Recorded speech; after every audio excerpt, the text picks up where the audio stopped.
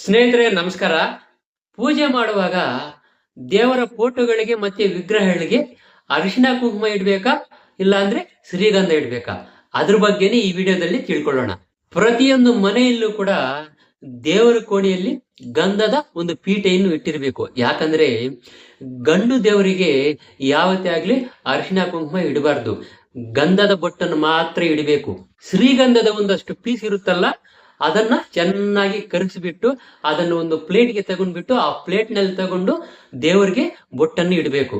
ಈಶ್ವರನಾಗ್ಲಿ, ಷಣ್ಮುಖನಾಗ್ಲಿ, ಗಣೇಶನಾಗಿರ್ಲಿ, ವಿಷ್ಣು ಆಗಿರ್ಲಿ, ರಾಮನಾಗಿರ್ಲಿ, ಯಾರೇ ಆಗಿರ್ಲಿ, ಗಂಡು ದೇವರಿಗೆ ಯಾವುದೇ ಕಾರಣಕ್ಕೂ ಅರಿಶಿನ ಕುಂಕುಮ ಇಡಬಾರ್ದು, ಗಂಧದ ಬೊಟ್ಟನ್ನು ಮಾತ್ರ ಇಡಬೇಕು.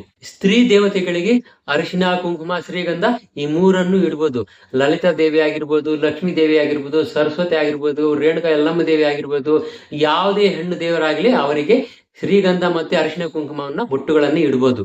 ಗಂಡು ದೇವರಿಗೆ ಯಾವುದೇ ಕಾರಣಕ್ಕೂ ಅರಿಶಿನ ಬೊಟ್ಟನ್ನು ಇಡಬಾರ್ದು. ಯಾಕಂದ್ರೆ ಅರಿಶಿನ ಅನ್ನೋದು ಗಂಡಸರಿಗೆ ವೈರಿ ಇದ್ದಂಗೆ. ಮಹಿಳೆಯರು ಮಾತ್ರ ಅರಿಶಿನವನ್ನು ಪ್ರತಿದಿನ ಮುಖಕ್ಕೆ ಹಚ್ಕೊಳ್ತಾರೆ, ಆದ್ರೆ ಗಂಡಸರು ಮಾತ್ರ ಯಾವುದೇ ಕಾರಣಕ್ಕೂ ಅರಿಶಿನವನ್ನು ಉಪಯೋಗಿಸುವುದಿಲ್ಲ. ಜೀವನದಲ್ಲಿ ಒಂದು ಬಾರಿ ಮಾತ್ರ ಗಂಡಸರು ಅರಿಶಿನವನ್ನು ಉಪಯೋಗಿಸ್ತಾರೆ. ಯಾವಾಗಂದ್ರೆ ಮದುವೆ ಸಂದರ್ಭದಲ್ಲಿ ಮಾತ್ರ ಅರಿಶಿನ ಶಾಸ್ತ್ರ ಅಂತ ಇರುತ್ತಲ್ಲ, ಆ ಅರಿಶಿನ ಶಾಸ್ತ್ರದಲ್ಲಿ ಮಾತ್ರ ಮೈಯೆಲ್ಲ ಅರಿಶಿನವನ್ನು ಹಚ್ಚುತ್ತಾರೆ. ಗಂಡಸರಿಗೆ ಮದುವೆ ಸಂದರ್ಭದಲ್ಲಿ ಅರಿಶಿನ ಶಾಸ್ತ್ರ ಮಾಡ್ತಾರಲ್ಲ, ಅದ್ರ ಪ್ರಕಾರ ಮೈಯೆಲ್ಲ ಅರಿಶಿನವನ್ನು ಹಚ್ಕೊಂಡಿರ್ತಾರೆ. ಅಂತಹ ಸಂದರ್ಭದಲ್ಲಿ ಸ್ಮಶಾನದಲ್ಲಿ ದೆವ್ವಗಳು, ಭೂತಗಳು, ಪ್ರೇತಾತ್ಮಗಳು, ಎಲ್ಲಾ ರೀತಿಯ ದುಷ್ಟ ಶಕ್ತಿಗಳು ಕೂಡ ಆ ಮದುವೆ ಗಂಡಿನ ಮೈಯನ್ನು ಸೇರಿ ಅವುಗಳಿಗೆ ಇರ್ತಕ್ಕಂಥ ಒಂದು ಆಸೆಗಳು, ಬಯಕೆಗಳನ್ನು ಈಡೇರಿಸಿಕೊಳ್ಳೋದಕ್ಕೆ ಕಾಯ್ತಾ ಇರ್ತವೆ. ಅದಕ್ಕೆ ಅಮ್ಮನವರ ದೇವಸ್ಥಾನದಲ್ಲಿ ಇರುವಂತ ಒಂದು ಬಾಪು ಅಂತ ಹೇಳ್ತಾರಲ್ಲ, ಸಣ್ಣದಾದ ಚಾಕುವನ್ನ ಆಯುಧವನ್ನಾಗಿ ಮಾಡಿ ಅದನ್ನೇ ಮದುವೆ ಗಂಡಿನ ಕೈಗೆ ಕೊಡ್ತಾರೆ. 3 ದಿನಗಳ ಕಾಲ ಅದನ್ನ ಹಾಗೆ ಇಟ್ಕೊಂಡಿರ್ಬೇಕು.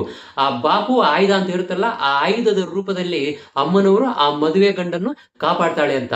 ಆವಾಗ ಯಾವುದೇ ರೀತಿಯ ದುಷ್ಟಶಕ್ತಿಗಳಾಗ್ಲಿ, ಪ್ರೇತಾತ್ಮಗಳಾಗಿ, ಭೂತಗಳಾಗ್ಲಿ ಅಂತಹ ಜಾಗಕ್ಕೆ ಬರೋದಕ್ಕೆ ಸಾಧ್ಯ ಇಲ್ಲ. ಪುರುಷರು ಮದುವೆ ಸಂದರ್ಭದಲ್ಲಿ ಮಾತ್ರ ಅರಿಶಿನ ಶಾಸ್ತ್ರವನ್ನು ಮಾಡ್ಬೇಕು ಅಂತ ಮೈಯೆಲ್ಲ ಅರಿಶಿನವನ್ನು ಹಚ್ಕೊಳ್ತಾರೆ. ಅದು ಬಿಟ್ರೆ ಬೇರೆ ಯಾವುದೇ ಸಂದರ್ಭದಲ್ಲಾಗ್ಲಿ ಅರಿಶಿನವನ್ನು ಪುರುಷರು ಉಪಯೋಗಿಸೋದಿಲ್ಲ.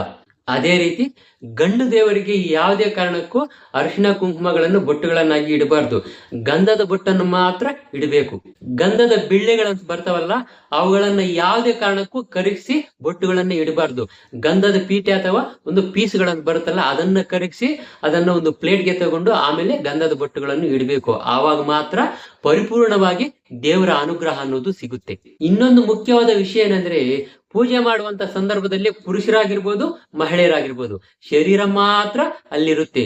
ಮನಸ್ಸು ಎಲ್ಲೆಲ್ಲಿರುತ್ತೆ ಅವ್ರಿಗೆ ಗೊತ್ತಿರೋದಿಲ್ಲ. ನಾನಾ ಕಡೆ ಓಡಾಡ್ತಾ ಇರುತ್ತೆ, ನಾನಾ ವಿಧವಾಗಿ ಆಲೋಚನೆ ಮಾಡ್ತಾ ಇರುತ್ತೆ.